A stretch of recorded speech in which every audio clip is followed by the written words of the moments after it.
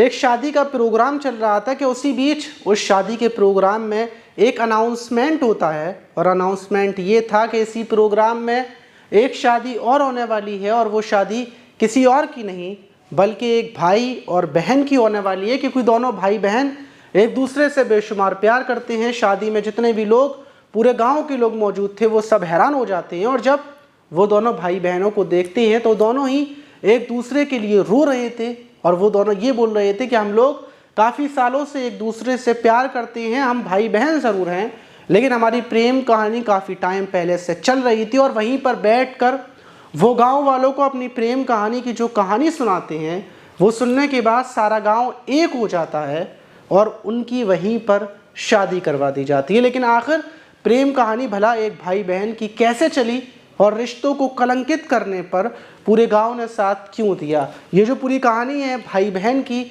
इसको जानने के बाद आप हैरान भी हो जाएंगे कि आखिर ये जो भाई बहन के रिश्तों में ये जो अवैध संबंध बीच में घुस जाता है, इसकी वजह क्या होती है और आखिर में इसका अंत कैसे होता है। तो चलते हैं और जानते हैं पूरा। मेरा नाम मानस है। तो आज की जो घटना की शुरुआत होती है वो उत्तर प्रदेश के प्रयागराज से होती है।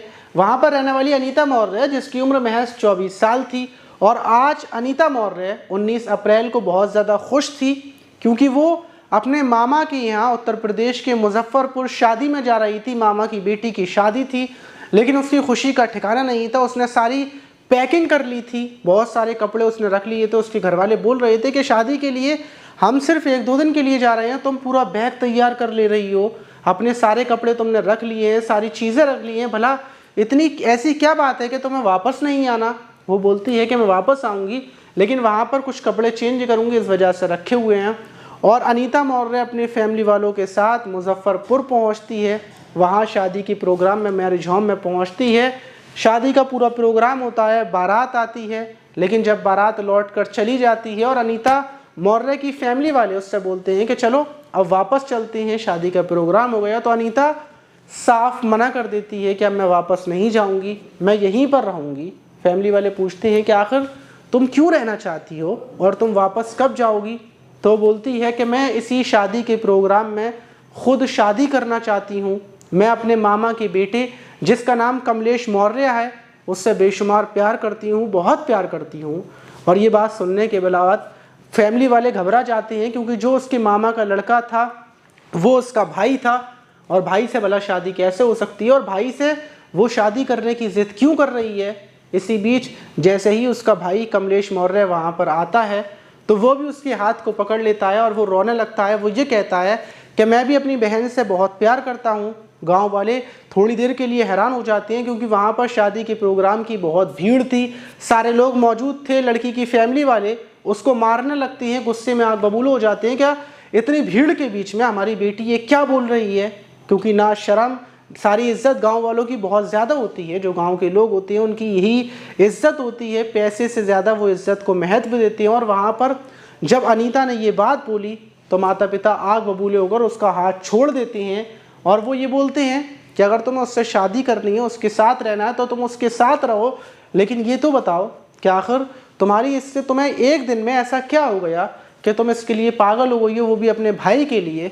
तो बोलती है कि मैं सिर्फ आज इससे नहीं मिली बल्कि हम लोग 3-4 साल पहले से ही एक दूसरे से बेशुमार प्यार करते हैं और एक दूसरे से फ़ोन कॉल पर बातचीत हो रही थी। और जब सारे लोग वहाँ पर बैठते हैं और जो गांव की पंचायत थी, पंचायत को बिठाया जाता है, तो अनीता मौर्य और कमलेश मौर्य अपनी प्रेम कहानी की शुरुआत से बताते हैं। अनीता बताती है कि 4 साल पहले जब कमलेश का मेरे घर पर आना जाना था तो हम लोग साथ में खेलते थे, घूमने जाते थे। उसी बीच मेरी बातचीत हुई और फिर हम लोगों के प्यार पनपा, दोस्ती प्यार में बदल गई और सारी रिश्तेदारी साइड में हो गई और फिर हम दोनों एक दूसरे से प्यार करने लगे। और जब आज मैं शादी में आई और मैंने कमलेश को देखा तो मेरा मन नहीं हुआ कि मैं वापस जाऊं।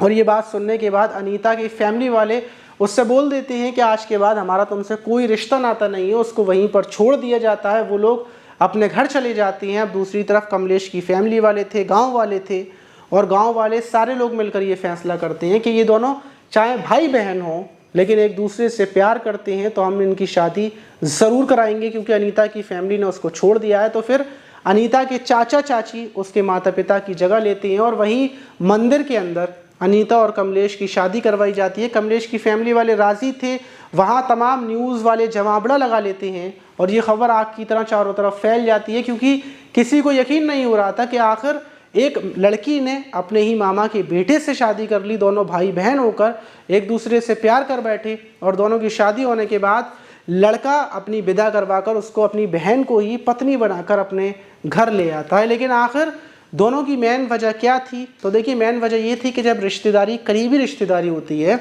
तो जो दूर के भाई बहन होते हैं वो साथ में रहते हैं, बातचीत करते हैं, मजाक करते हैं और कभी कभी ये मजाक और करीबियाँ, कितना भी पाक और पवित्र रिश्ता हो, वो करीबियाँ उनके बीच में खटक ही जाती हैं और फिर अवैध संबंध शुरू हो जाती हैं और उसी के साथ बातचीत होती है मजाकों के साथ और फिर ऐसी घटनाएं देखने को मिलती हैं। अगर उस टाइम पर जो कमलेश था और अनीता थी, दोनों की अगर दोस्ती ना होती, दोनों एक दूसरे के करीब ना होते, एक दूसरे के साथ बाइक पर अकेले ना घूम रहे होते, तो हो सकता है दोनों का रिश्ता भाई बहन का ही रहता, इस प्यार में नहीं बदलता।